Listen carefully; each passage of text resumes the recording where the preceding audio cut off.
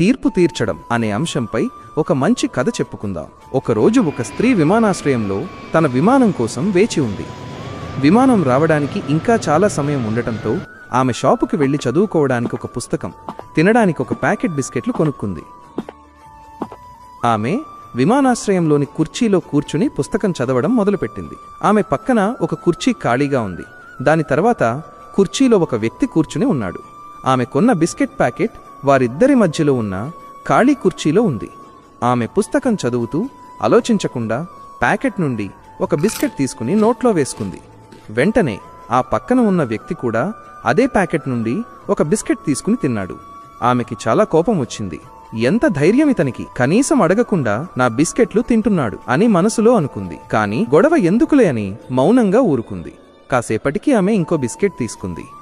ఆశ్చర్యకరంగా ఆ వ్యక్తి కూడా మళ్లీ చెయ్యి పెట్టి ఇంకో బిస్కెట్ తీసుకున్నాడు. ఆమె కోపం నషాళానికి అంటింది. ఈసారి గనక ఇతను ఇంకో బిస్కెట్ తీసుకుంటే గట్టిగా బుద్ధి చెప్పాలి అని అనుకుంది. ఆమె కోపంగా అతన్ని చూస్తూనే ఉంది.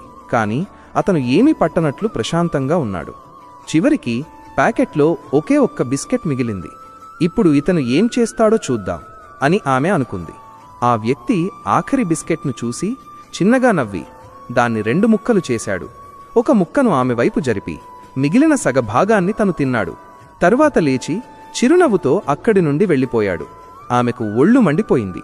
ఎంత పొగరు, కనీసం కృతజ్ఞత కూడా లేదు అని విసుక్కుంటూ తన విమానం ఎక్కడానికి సిద్ధమైంది. విమానం ఎక్కి కూర్చున్న తర్వాత దాహం వేసి మంచినీళ్ల బాటిల్ తీసుకోవడానికి హ్యాండ్ బ్యాగ్ తెరిచింది. అప్పుడు ఆమెకు గుండె ఆగినంత పనైంది. ఆమె కొన్న బిస్కెట్ ప్యాకెట్ ఇంకా సీల్ కూడా తీయకుండా ఆమె బ్యాగులోనే భద్రంగా ఉంది. ఆమె ఒక్కసారిగా షాక్ అయ్యింది. ఇందాకటి నుంచి ఆమె తిన్నది తన బిస్కెట్లు కాదు, ఆ పక్కన కూర్చున్న వ్యక్తివి. ఆమె తనవి అనుకుని అతని బిస్కెట్లు తింటున్నా అతను ఒక్క మాట కూడా అనకుండా చివర్లో మిగిలిన ఒక్క బిస్కెట్ను కూడా ఆమెతో పంచుకున్నాడు. కాని ఆమె మాత్రం అతన్ని ఒక దొంగలా, పొగరుబోతులా భావించింది.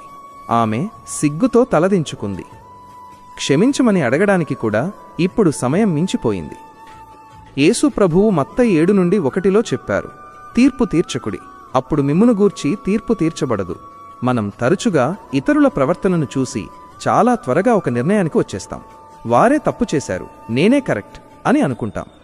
కాని ఈ కథలో ఆ స్త్రీలాగే కొన్నిసార్లు అసలు తప్పు మనవైపే ఉండొచ్చు.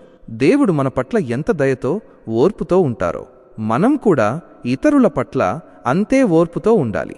కోపగించుకోవడానికి తొందరపడకుండా ఇతరులను ప్రేమించడం మరియు అర్థం చేసుకోవడం నేర్చుకో.